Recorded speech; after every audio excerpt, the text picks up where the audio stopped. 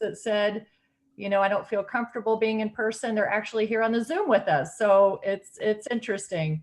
And I really, really appreciate everybody being here. I have no idea how many people are going to show up today. We extended the invitation to our Leadership Academy team this year. Kara Matheson invited them, our Leadership Academy alum, additional board people, city people.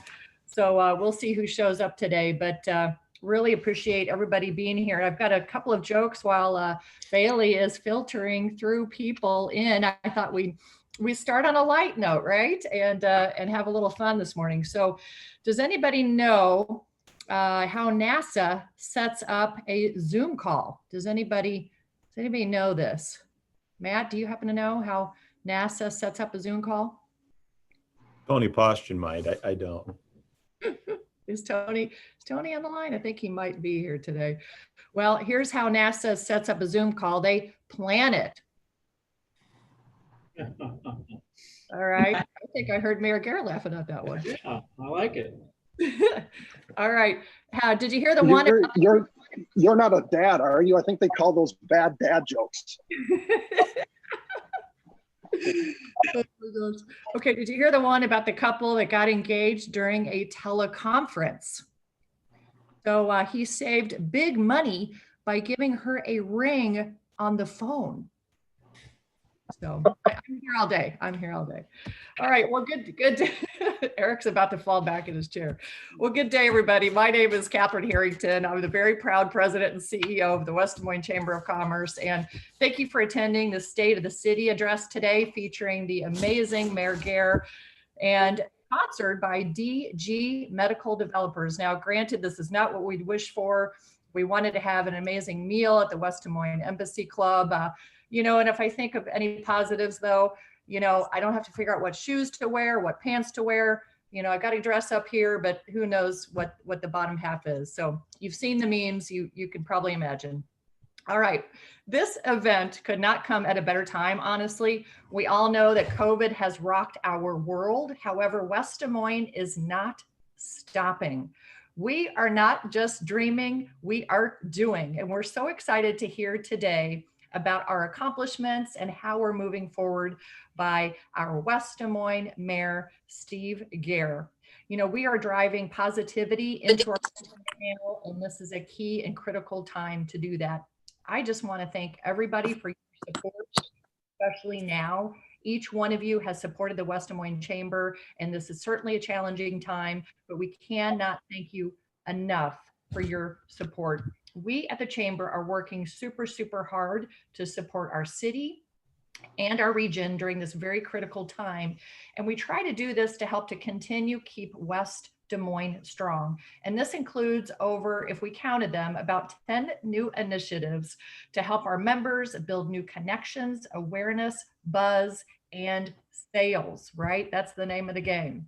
So for example, it was fun partnering just recently with the city for our very first annual US Cellular Best of the West Awards. It was an incredible success. We were hoping for 1,000 votes. We got 3,300 community votes in 50 categories, which is incredible. So if you go to our homepage, you'll see more about our winners. You can buy merchandise, get in on the Best of the West Fund. So our team is tremendously proud this year of our groundbreaking Diversity, Equity, and Inclusion Committee led by Angela Jackson.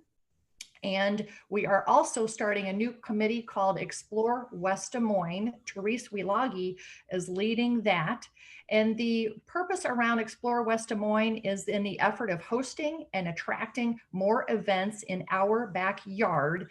And we hope that this will have a spillover effect to help support our restaurants, our retailers, our hotels, and all of those businesses that are struggling. You know, COVID will be over, believe it or not. I don't know if you've heard the news, but this summer, we're really expected to be over with this. We'll get the antidote, boom, right? We'll be fine. So we're planning on when COVID is over, when we can all be dancing in the streets and dining together. We're very excited about that. We are just getting started. So I am very happy to introduce the expert West Des Moines Chamber team That includes Kara Matheson, Director of Workforce Development.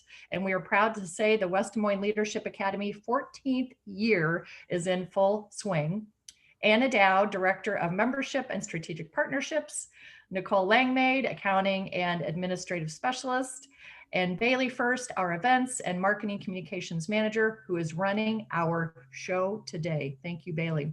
I'd like to bring up to the virtual podium Bailey First, who will tell us more about this fun, engaging, and informative event.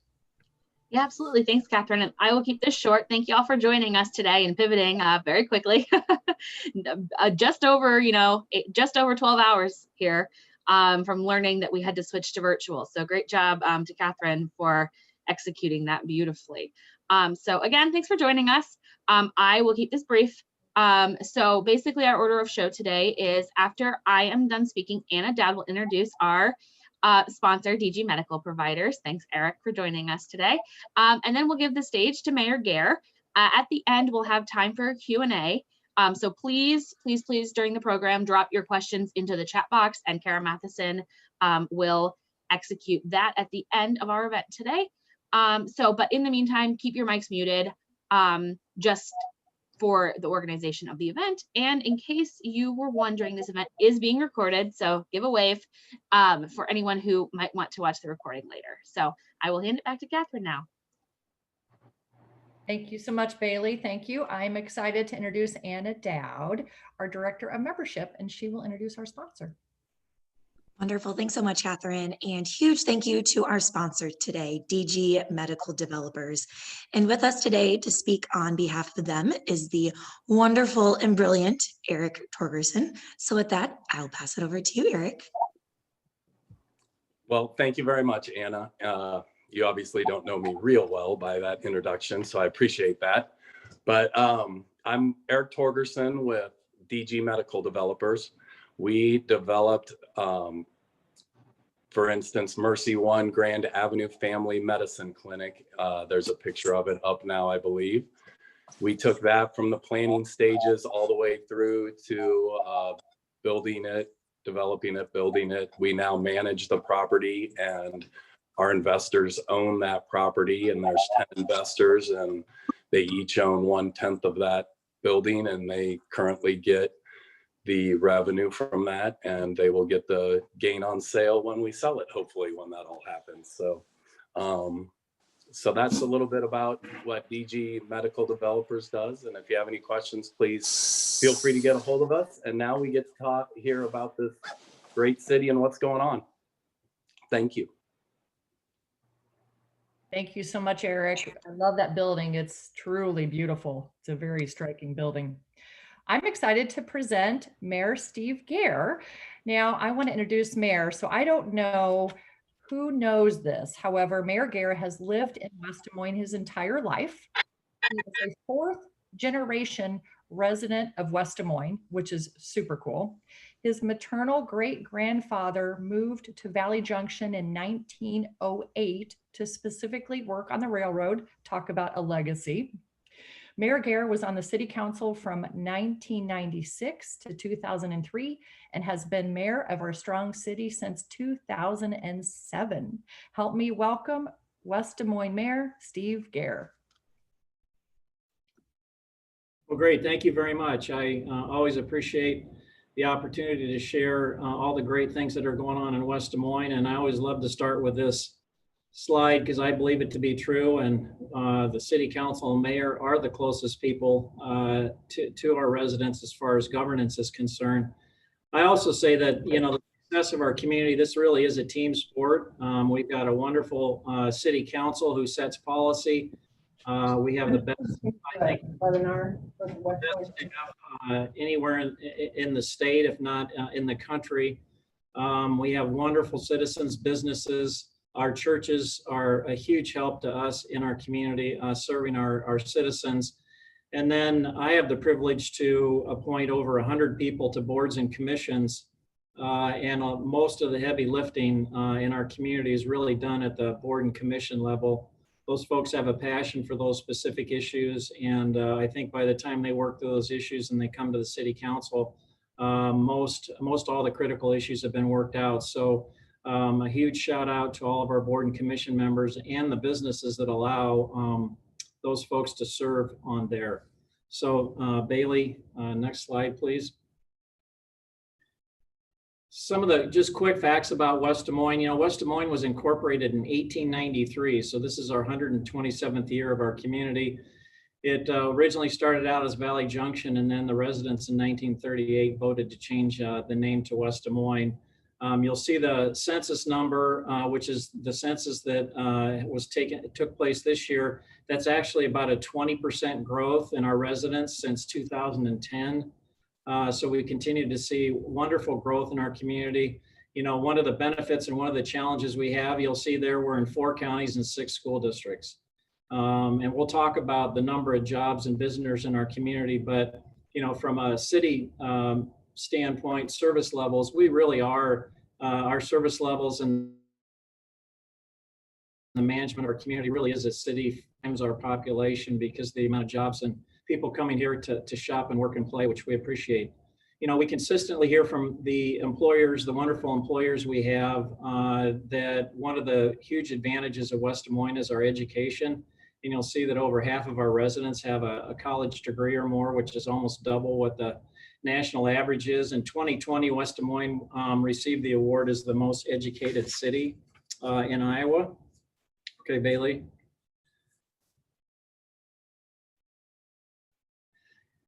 Just as in your personal life and your business life, you know, the stronger your financial situation is, the stronger you are. And we're proud to continue to say that we're one of about 100 cities in the United States, and there's over 19,000 cities in the United States. We're one of about 100 cities that has the highest bond rating from Moody's and Standard & Poor's. And both of those ratings have been reaffirmed during this whole time of COVID because we've issued a fair amount of debt, and we get better interest rates, and we can assure the financial community that we maintain our AAA rating. So even in light of all the challenges that are going on created by COVID, both S&P and Moody's have reaffirmed our AAA rating.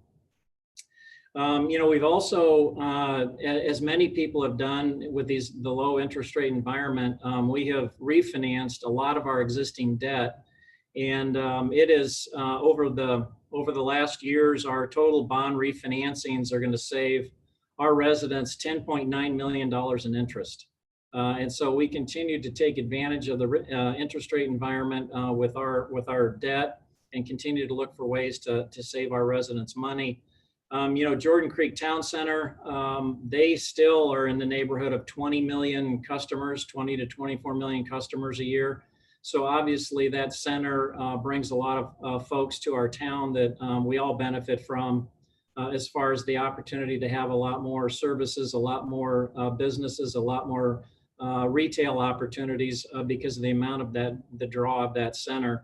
And I know, you know, Randy's got some exciting announcements recently with Dave & Buster's coming, with Von Mauer coming, and some of the other folks coming to that center. I think it's going to continue just to strengthen Jordan Creek Town Center is a huge draw for the city of West Des Moines. I know when I've talked to other retailers over the years, they say, you know, Steve, you guys really do have a marketplace of probably 1 million people if you look at the draw of who's coming to your community and what their buying power is. So I think that allows us to have opportunities that maybe we wouldn't have had before with some of the really specialty retailers that have come to our community.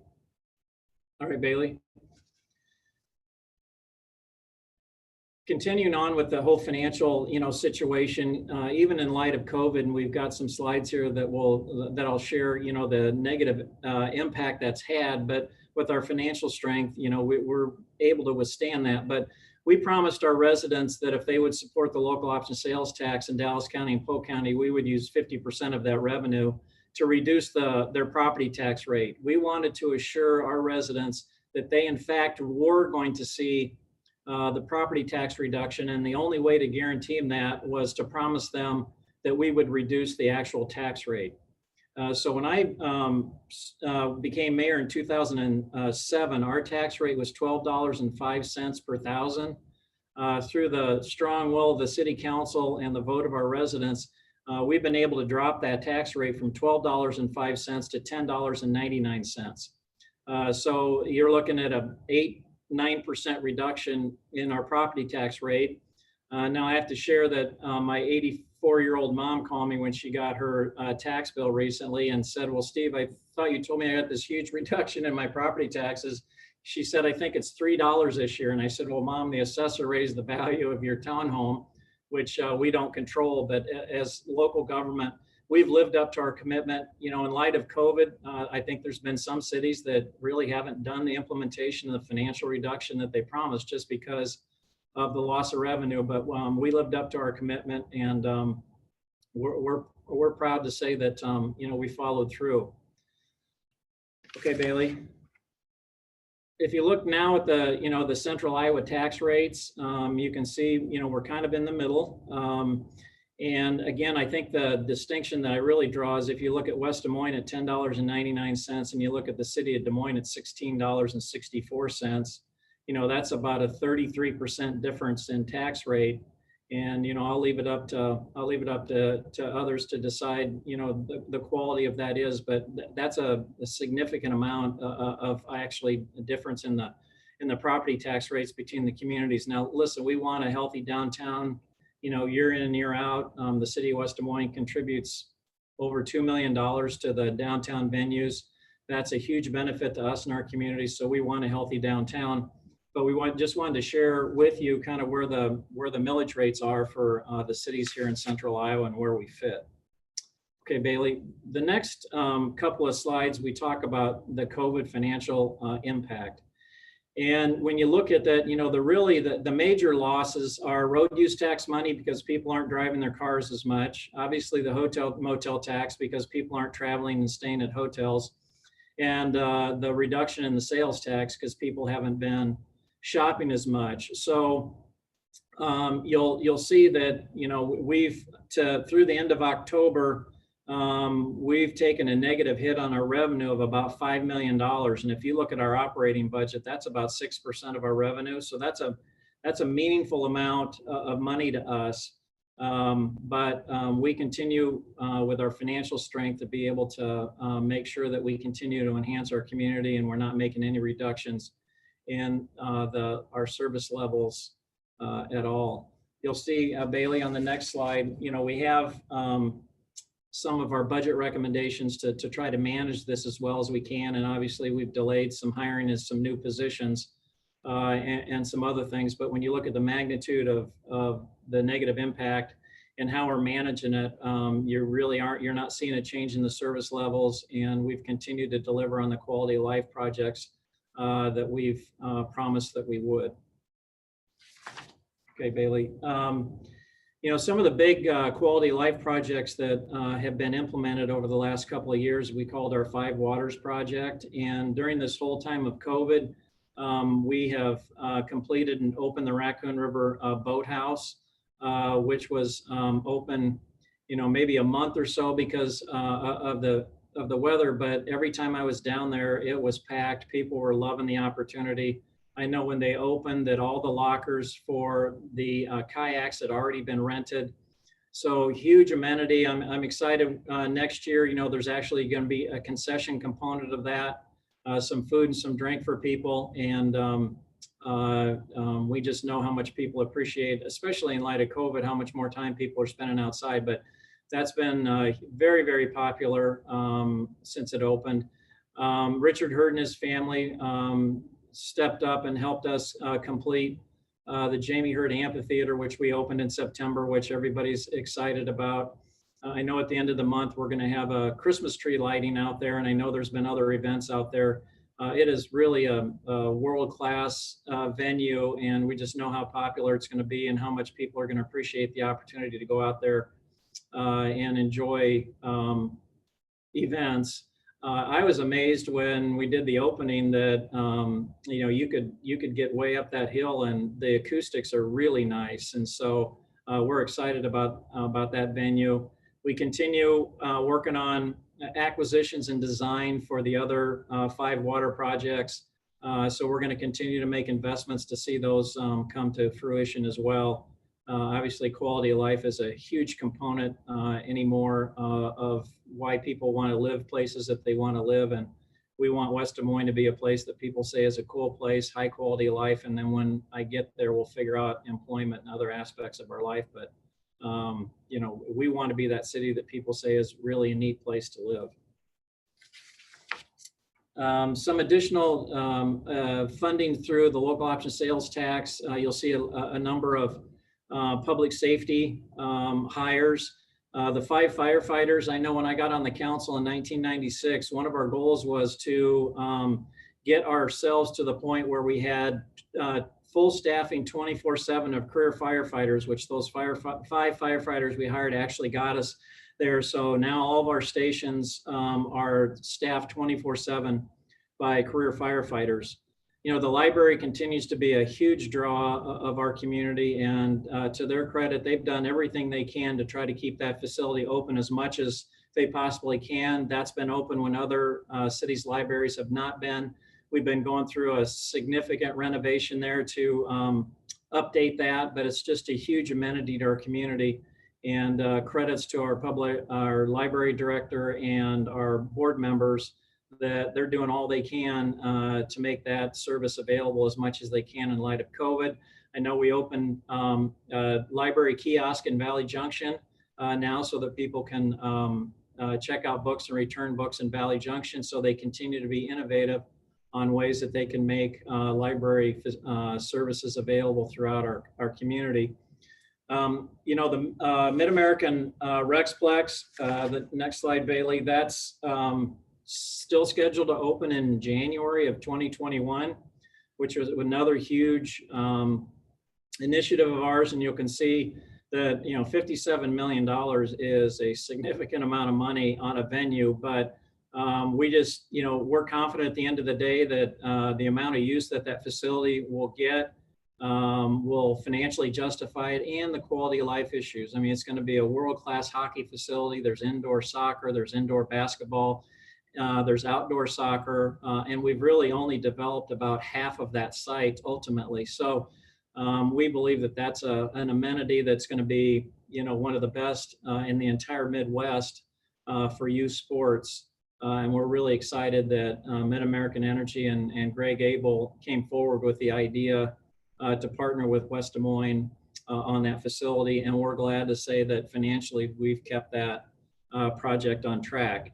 The other nice thing about this project is it's in what we labeled years ago our innovation corridor. You know, some of the other major facilities in that innovation corridor, obviously Microsoft's first data center is located in that corridor. Des Moines University has broken ground on their new campus in that corridor. The city public services new facility, which is a world-class facilities in that area, and also DMAC Tech Center is in that area. So that innovation corridor has really come to life. And we're really excited about the other opportunities that will now be in that corridor. Bailey, here's the next slide, has some, you know, more specifics on what actually is in this first phase of the Rexplex. And so you'll see the variety of athletic opportunities there. We're excited that Des Moines University is going to be on-site physical therapy and sports performance center there as well. And another unique thing, Courage League Sports for our special needs community will have an opportunity to provide programming from a physical standpoint for our special needs community. So that's going to be a really nice, unique addition for that facility as well. Go ahead, Bailey. You know, the city again in 1893 started in Valley Junction, and that's, we haven't forgotten our history. And we've seen a record amount of redevelopment in Valley Junction. Our economic development staff and the council came up with some really unique programs for Valley Junction to help incentivize those businesses down there to reinvest.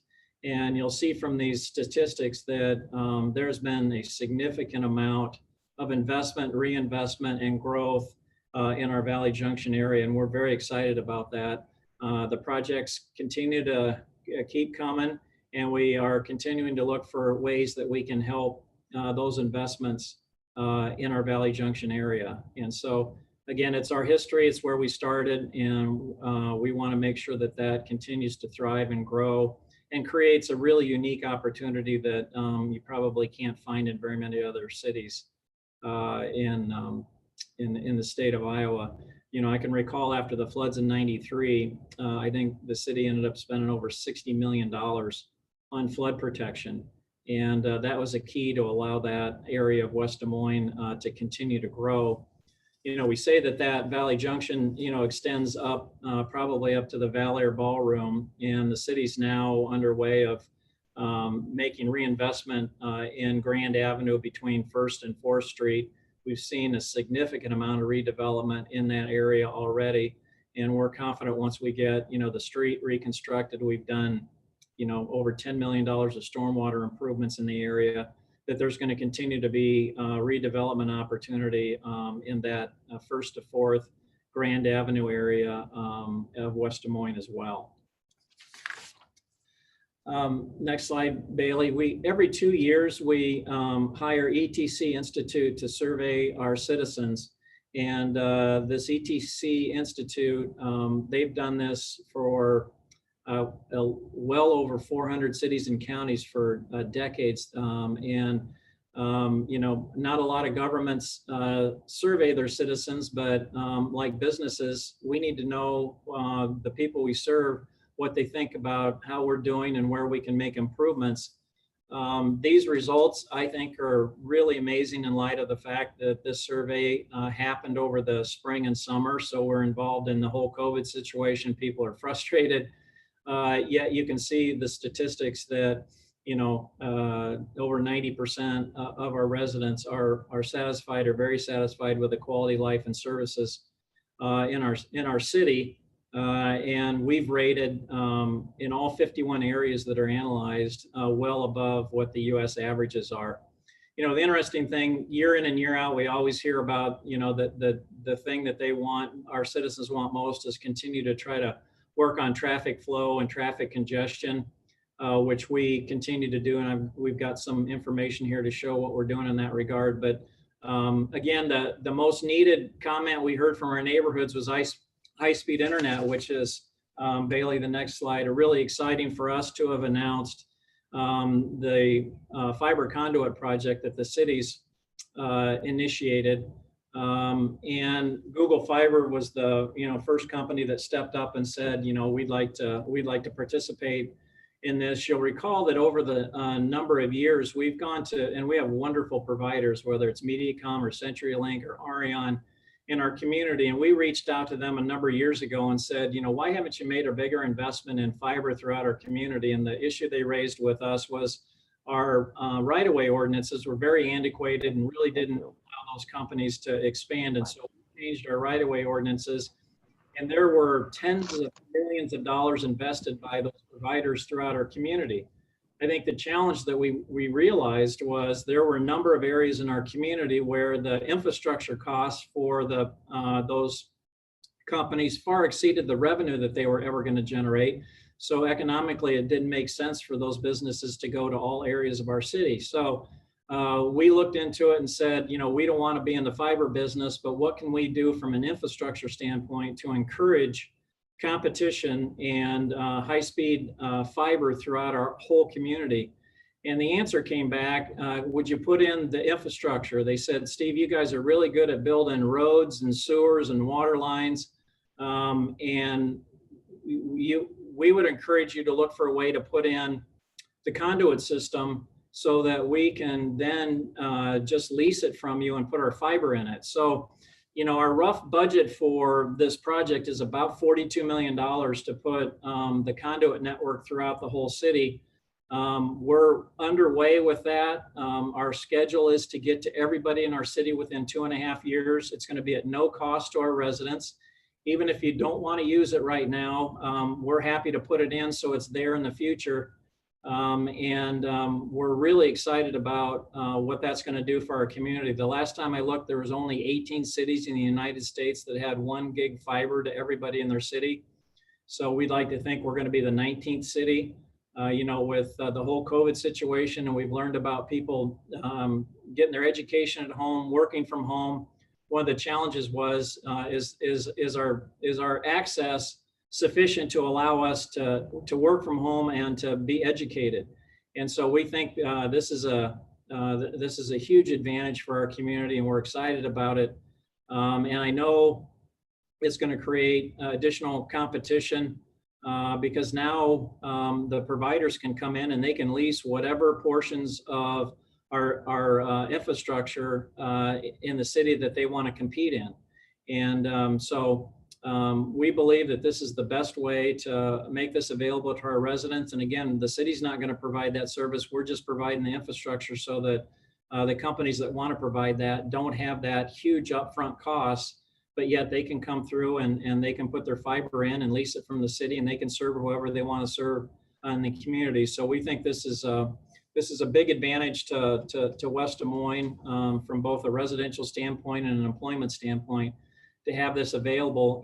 Google Fiber actually heard what we were doing. This came out of the West Des Moines 2036 plan that we implemented in 2016, and said, Steve, you guys there's only one other city in the United States that we're aware of that is talking about what you guys are talking about. And we think that you guys are on the leading edge of how this really needs to happen.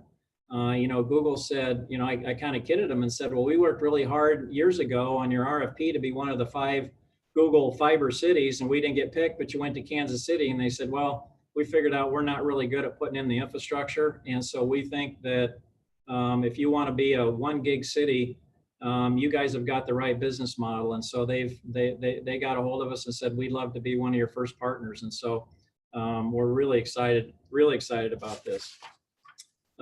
Bailey, I mentioned the amount of employment in West Des Moines. And again, we're a city of 68,000 people. We've got over 64,000 jobs in West Des Moines. You'll see Catherine and her crew have a chance to work with over 3,000 businesses. And, we've competed nationally. If you look at, Wells Fargo Mortgage headquarters was the 7th largest economic development project in the whole United States when they built their 1 million square foot corporate campuses and expanded. Microsoft brought, now we'll talk about it, but 5 data center locations. Aviva, when they built their North American headquarters in West Des Moines, Aviva was the 5th largest insurance company in the United States. We've got 3 of the top 8 annuity companies in the United States located here. We just have wonderful, wonderful businesses here. When I try to figure out the jobs in downtown, I keep being told there's 70 to 80,000 jobs in downtown. I think if you I haven't done the math yet, but my guess is if you took the state government, the county government, and the city of Des Moines government jobs out of that number, we might have more private sector employment in West Des Moines than they have in downtown Des Moines. I know we have more Class A office space now in West Des Moines than they have downtown. So we have become a huge employment center for Iowa, and we're really excited about the businesses and the opportunities that they have here. And we are constantly reaching out to them to say, we want to plan, we want to hear what you want, we want you to be part of our planning process. Help us understand what you need as a business to be successful. That's employees. Help us figure out how we can attract them and help you retain them. And so this is a huge, huge benefit to us, and we'd like to think that the businesses feel like they've got a competitive advantage being in the city of West Des Moines. And I mentioned the retail. So if you look at the jobs, and then when you look at the height of the shopping season, we've got hundreds of thousands of people in our community. I always say a city of 68,000 people, we don't need the 9 and 10 lane roads we have.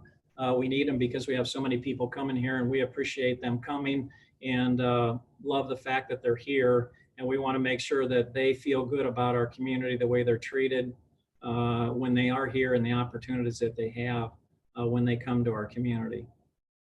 Okay, Bailey, the next slide. The goose that lays the golden egg for us is building permit activity. And I've just got a chart up here since 2008. And you think about the economic situation was started in 2008 and 9 and 10, the worst times since the Great Depression. When you look at this, we have had, well, obviously over $5 billion of building permits And we've had the top 5 years in the history of the city since 2008. I like to say that none of us like going through these tough times, but as we've gone through them, we have come out stronger, and some of our competition has come out weaker. And so none of us like going through this, but what I like to say is West Des Moines has been and will be in a position to come through it stronger and better than almost anyone else. I got the updated numbers, building permit numbers for 2020 through October, and we're up to $532 million of building permits this year. When everybody thinks everything's shut down, everybody stayed in their house, we've had over $500 million of building permits in this community. So, to me, that's one of the biggest compliments that we can get is, there continues to be investment in our community, even during really difficult times. And so we don't want to lose sight of how important it is to attract high and quality economic development projects for our community. I wanted to mention, you hear sometimes about urban renewal or tax increment financing, and sometimes it takes people kind of turn a negative impact on that. But to give you an example of how West Des Moines used urban renewal and TIF, when Jordan Creek Town Center, when General Growth came and wanted to build that, we created the Jordan Creek Town Center urban renewal area so that we could capture the additional tax revenue in that area, primarily to build public infrastructure. And we built over $65 million worth of public infrastructure to get access to Jordan Creek Town Center. And all that money came from the property taxes that General Growth paid.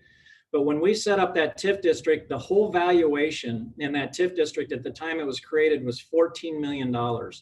When we retired that TIF district, the valuation was $688 million, which is a staggering example of how you can use tax increment financing to everybody's benefit. But we generated, over $650 million in new valuation in that area as a part of the projects there. Bailey, the next slide. We put this up here only to show, when I mentioned we're in 4 counties, the green areas where there's development activity. We just wanted to show that we have development or redevelopment activity in every part of the city of West Des Moines. This is just not concentrated in Dallas County. We have development in Warren County. We have development in Madison County. We have development or redevelopment in Polk County. So we have active development going on all over the entire corporate limits of the city of West Des Moines. I mentioned Microsoft, Bailey, next one, data centers. They've taken kind of a negative hit in the press. And the examples that are being used is Facebook in Altoona and Apple in Waukee. Well, I think part of the challenge with those is, the city of Altoona gave 20 years, 100% tax abatement for Facebook to build their data centers there, which, doesn't make any sense to us. I mean, they gave away all their revenue. I think the city of Waukee, it was reported, is giving 71% of the property taxes back to Apple, which I don't believe Apple's even started the construction. But when you look at these Microsoft data centers, when Microsoft first came here, when we sat down to work through a development agreement with them, we said, we want you to pay your property taxes, but we're willing to partner with you on how your property taxes are invested in our community. And to Microsoft's credit, they said, what we really want is we'd like you to take our property taxes and build public infrastructure that not only supports our data center location, but it supports the entire area around it. And, that's what we've done so far with the 3 data centers that Microsoft's created. And if you add up those numbers, Microsoft's property taxes are totaling $106 million.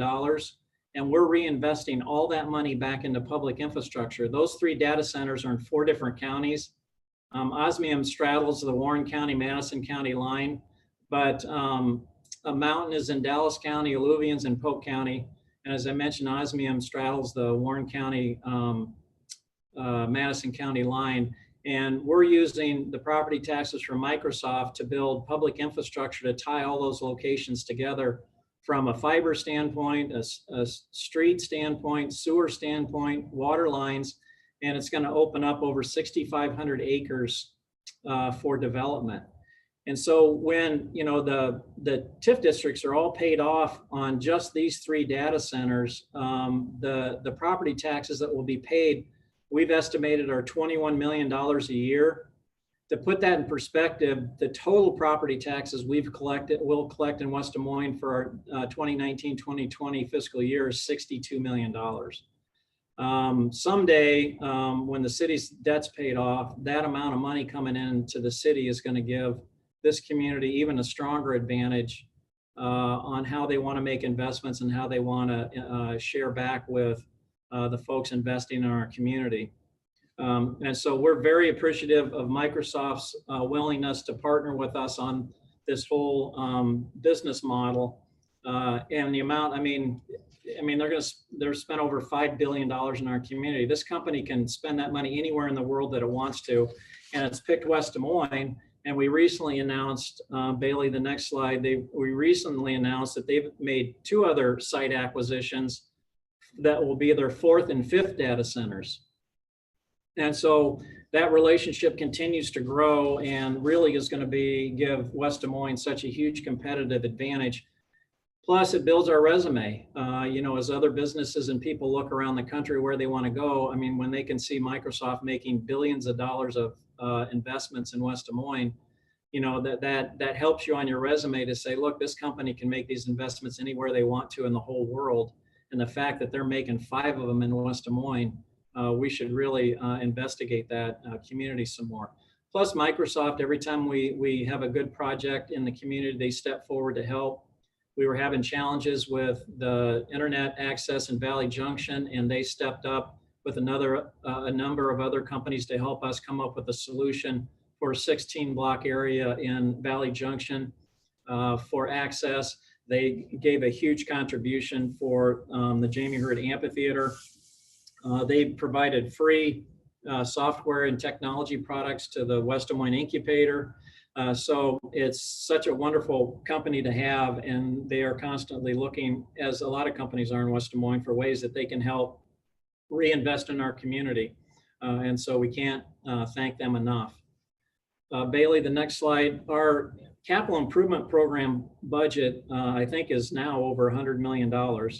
And again, I only put this up to show the legend so that you know that about every type of public infrastructure that a community needs, we've got, and we're making those investments all over our community.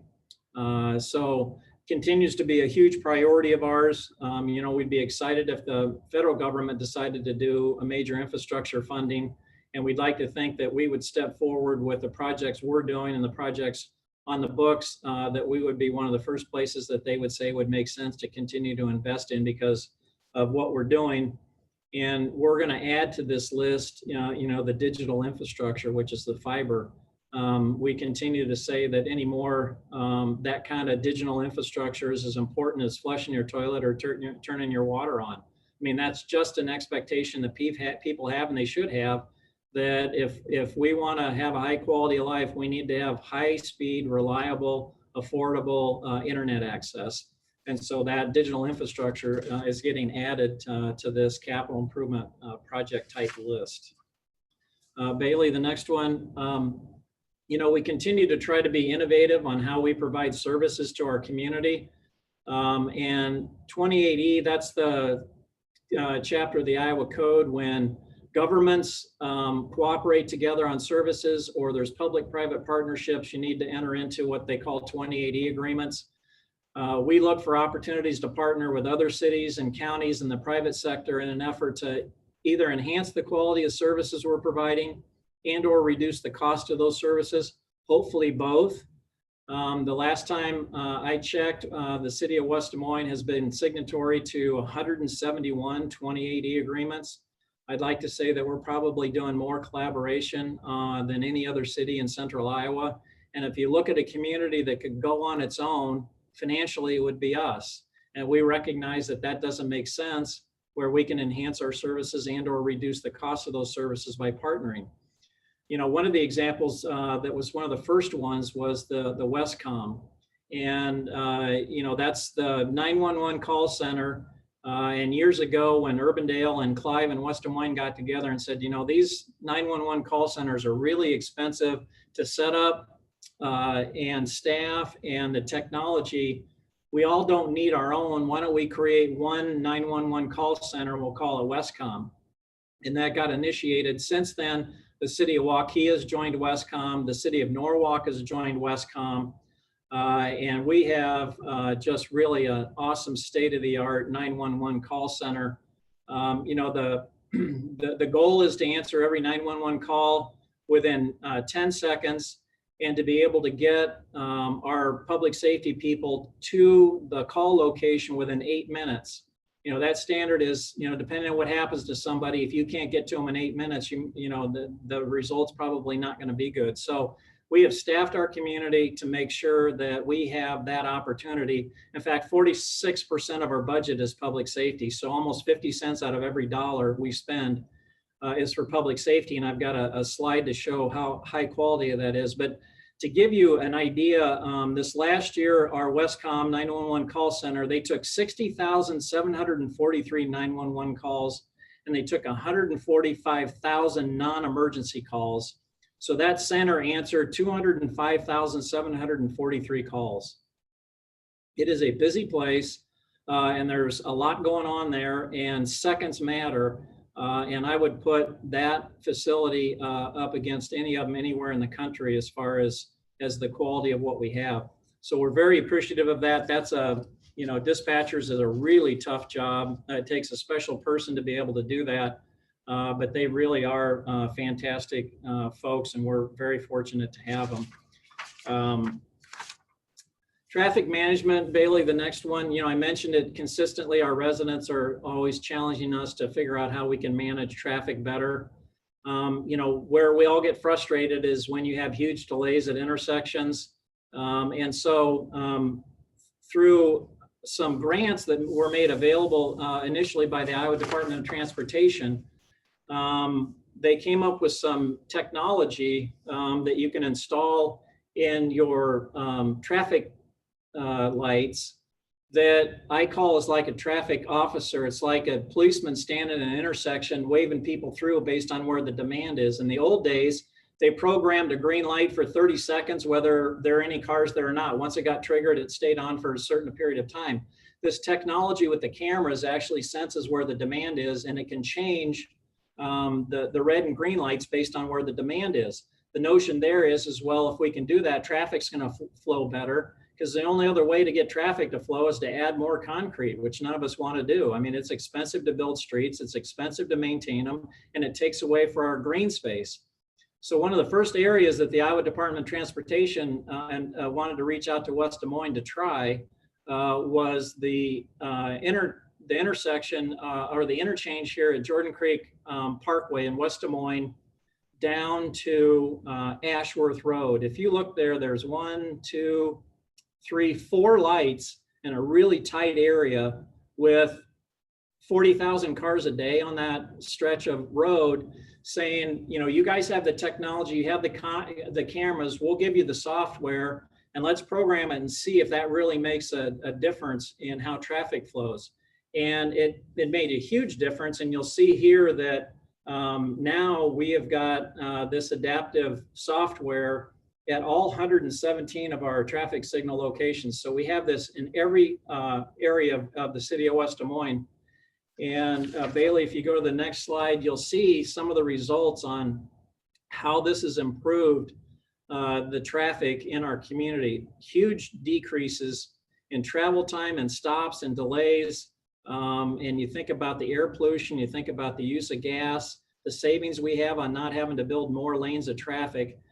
This really is a really unique way to help manage traffic. And so we're proud to say that we've got it in our whole city, and we've stress tested it, and it's wonderful technology. You know, cities are going to have to make the investment in the cameras and stuff to get the software. And I've had people reach out to me and want to know if those are red light cameras. If you see the small cameras on, I said, no, all we're doing is managing traffic. And Jim Dickinson in our traffic control center he's a unique guy. On Black Friday, for shopping, he usually there is all night watching the traffic around the malls and stuff.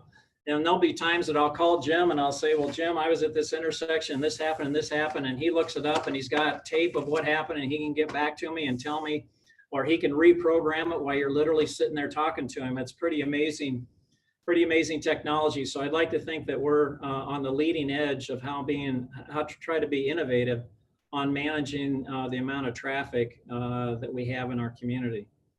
I mentioned, Bailey, the next one, I mentioned public safety. Last time we researched it, there's only 12 cities in the United States that have their police, fire, and EMS departments nationally accredited. I'd like to say that if you call 911 in West Des Moines, you're going to get the finest public safety anywhere in the country. We're not perfect, but we really are working hard to make sure that we have the chance to be the best. And we have a lot of great citizens and businesses that are participating in discussions. We had an update last night on some issues that we want to, how we can improve our police department. So we continue to strive to be the top place for public safety. The survey showed that over 90% of our residents are satisfied or very satisfied with public safety, which when you look in defunding the police and all the other things going on, that's a really amazing statistic that our community has such huge confidence. But our police, fire, and EMS, they're wonderful people, and they are trying really hard to provide that service and to work with people at really tough times of their life. And so we're excited about that quality, but we're excited about continuing to look for ways to continue to enhance that. You know, I talked about, you know, time is of the essence when an emergency happens. You'll see that we purchased this emergency vehicle preemption equipment. That basically allows our public safety people to turn all the traffic signals green when they're going the direction they need to go. Again, to get to somebody within 8 minutes, that ambulance needs to trigger all those lights so that they're green, so the ambulance doesn't have any issues trying to get through there. That was an $850,000 investment, which sounds like a lot of money, but it's not when in light of what the outcome could be if we can't get to people timely. So that was another example of technology helping us to provide the level of service to our community that they really do deserve. I talked about our EMS. You know, we have a public-private partnership with Unity Point on some of our ambulance services, which has been a huge benefit to us, not only from a financial standpoint, but from a quality of employee standpoint, with our chance for our EMS people to be able to work at the hospitals. We are the only 911 call service here in central Iowa that has advanced ventilators. You know, when this whole COVID thing first hit, you know, ventilators were a huge issue. Do people have enough of them? Are they available? Well, if you're in an ambulance in West Des Moines, we're the only ambulance service that had ventilators for you. And we're the only ambulance service that has IV pumps that allow us to administer multiple medications in precise dosages. So another way that we're trying to distinguish ourselves to say, this is, you call 911 and we're going to give you the very best public safety anywhere in the country to do whatever we can to try to make your outcome as good as possible. Bailey, the next one, and I'm finishing up here, human services. You know, West Des Moines has a tendency to fight this image around the state that, you know, everybody that lives in West Des Moines is wealthy and belongs to a country club, but that's not the case. And we're proud to say that we're the only city in Iowa with a standalone human services department. And you'll see these statistics here on our volunteer hours, the number of people that we help, you know, over 4,700 people we've helped for our human services, whether they need food, clothing, help with the utility bills, help mowing their yard, help with getting into medical appointments.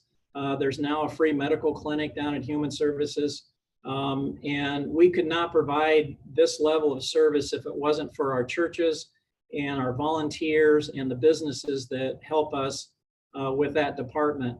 But we want everyone, no matter where they are in their stage of life, to have an opportunity to be part of our community and contribute in their own way.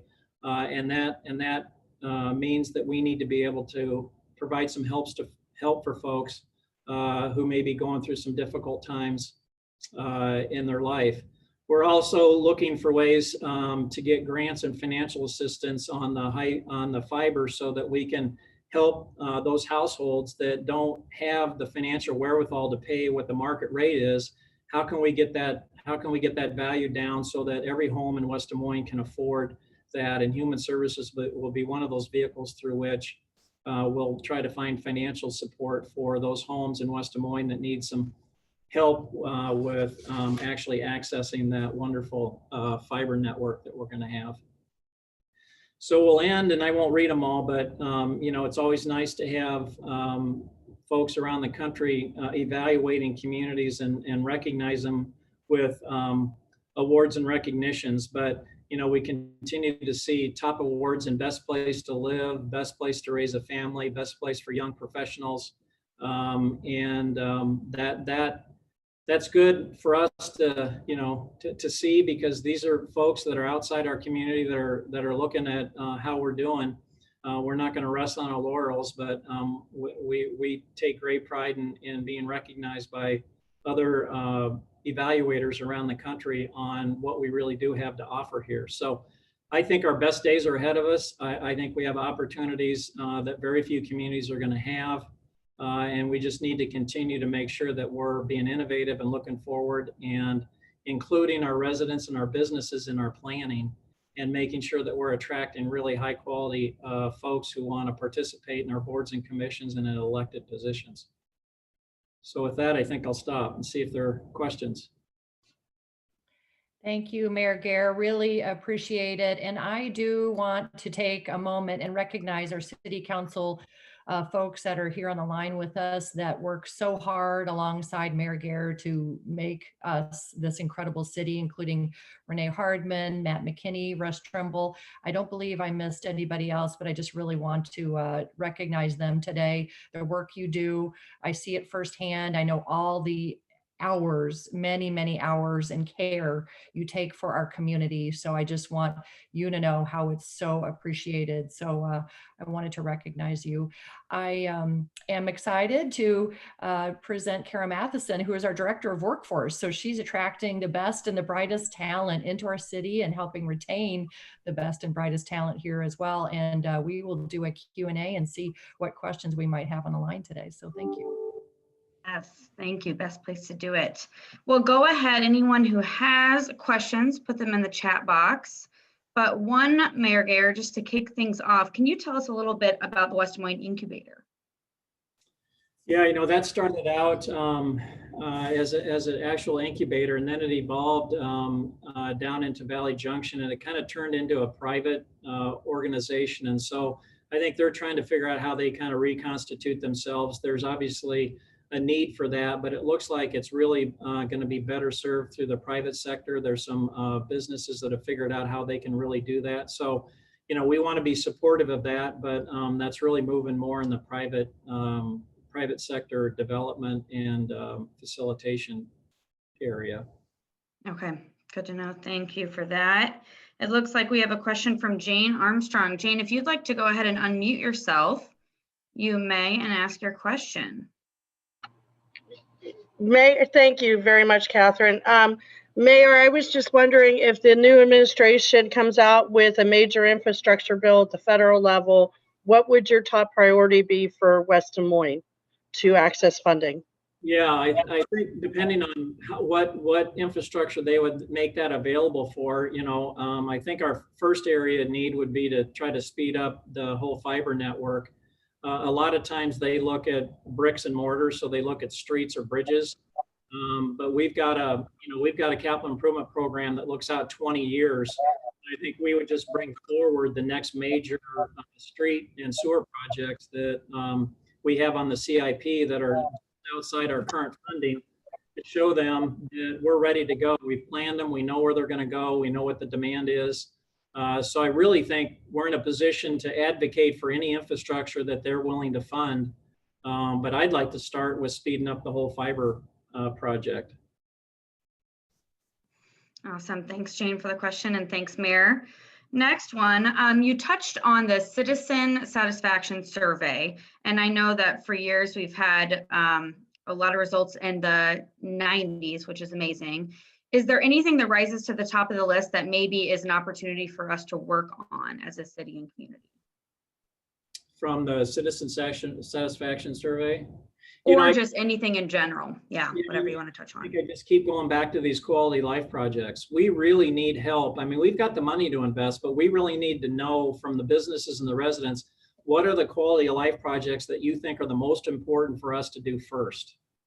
I think that's where you could really help us with the priority of those projects. We think we know, we're trying to get input, but as you know, with your young interns and stuff that we talk to, we're always wanting to know, what are we doing well? What are we not? What do you need? What do we need to do better? So help us prioritize the investment of those quality of life dollars. Awesome. Well, I think we're headed in the right direction with that. Another question, with the innovation corridor as a key part of our region, what else do you envision for this area? You know, I think we'd like to continue to look for ways to benefit the whole technology business. You got Microsoft, you got DMAC, you know, Des Moines University is going to be really, man, a state-of-the-art technology learning area. So our goal would be to create more opportunities for technology-related companies in that area. Awesome. Sounds great. Thank you, Mayor. Any other final questions from anyone on the line today? Got a lot of thank yous to you and Catherine both. So thank you so much for your time. If we don't have any other questions, I'll go ahead and send it back to you, Catherine. Thanks. Thank you, Kara. Thanks for all that you do for our community. I am excited to introduce Nicole Langmaid, and she's going to talk a little bit about some of our upcoming programs. Thanks, Nicole. Hi, yes, thank you. I have a couple events that I will run through that are coming up in December. First, we have on December 16th is another one of our virtual breakfast before businesses. These events have truly been a blast and fun networking questions and breakout rooms. So we've really enjoyed doing those. This one's going to be hosted by Upper Iowa University. Again, it's December 16th. You can join us from 7:30 to 8:30 a.m. to start your day with us. And then the next day, Thursday, December 17th, we'll be having a fun holiday promotion that helps those with hunger insecurity. We are partnering with DMARC for a holiday food drive. And it works kind of like this. So you'll decorate your car. You can do it with your work team. You can do it with your family. But on December 17th, from 11 to 1:30, you'll decorate your car, pick up some items from the grocery store. DMARC is requesting canned fruit, peanut butter, and healthy cereal as their top 3 items to donate. You'll get your photo taken with your donation in your car, and then the public will do a vote for a winner. And then I wanted to mention, and just very quickly, we are doing, Catherine mentioned this earlier, I think, too, Best of the West merchandise. I have one of our kind of outfits here, but we have several different items. It's a great way to show your West Des Moines pride. You can order things for your team for holiday presents, things like that. So they're all on our website. We have several different options. The deadline for those orders is December 4th. So with that, I will turn it back over to you, Catherine. Oh yeah, she has the water bottle. Thank you. And with that, I'm going to sip a little bit of water with my water bottle. So thank you so much, Nicole. Thank you, Mayor Gaer, for all of your information. Holy mackerel, West Des Moines is situated to, like you said, we will be in a position to come through this stronger and better. Your words exactly. And boy, is that true. And we are just so thankful to be in this West Des Moines community, guided by you, Mayor Gaer, and our incredible city council leaders. So it's fabulous. And we did a survey too recently, and 79% of our members felt that they will be stronger a year from now. And that's really the spirit of West Des Moines. We are filled with smart people, positive people with the belief, conviction, and mindset that we will get through this and we'll be in a better position. So we are here to help you do that. Let us know how we can do that. And we are here to help keep West Des Moines strong, and appreciate any feedback. And we'll certainly be getting back to the mayor, it sounds like, with some of those quality of life projects. I love that. So that's our shining star for the future, right? I love that. So thanks again, everybody, for your support. And go West. And we always like to say, stay positive, but test negative. So everybody take care and be safe out there. Thank you.